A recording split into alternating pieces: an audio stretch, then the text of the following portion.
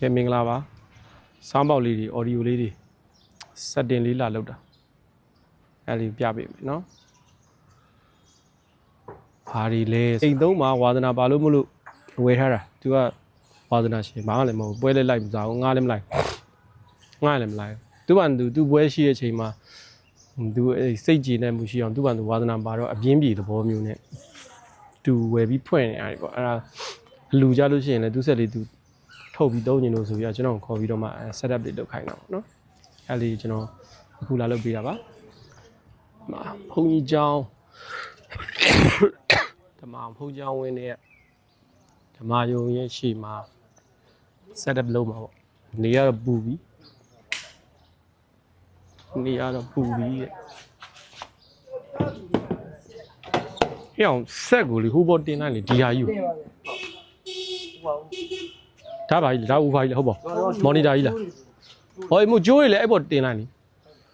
မို့လေပြီးကြမှာလိုတာငါတို့ထည့်မယ်လေထည့်မယ်ဆိုတော့ကြတော့ငါလုပ်တာလေ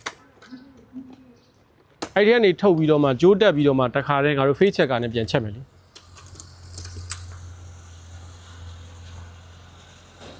ဒါပါပြီဒါနောက်တဲ့ဒစီ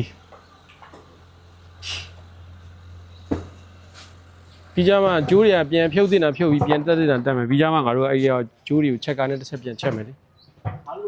ဟိုကစပီကာတွေကိုပဲဘောက်တွေကိုပဲအရင်ဟိုမှာစီးလိုက်တယ်စီးပြီးထပ်ထားလိုက်ငါမင်းကဒီမှာ app တွေကိုဒီတပိုင်းထဲမှာစီးလိုက်မှန်ပါဗျာ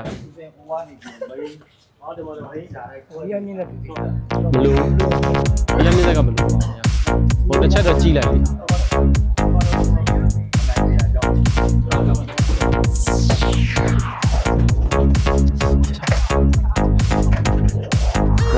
လေ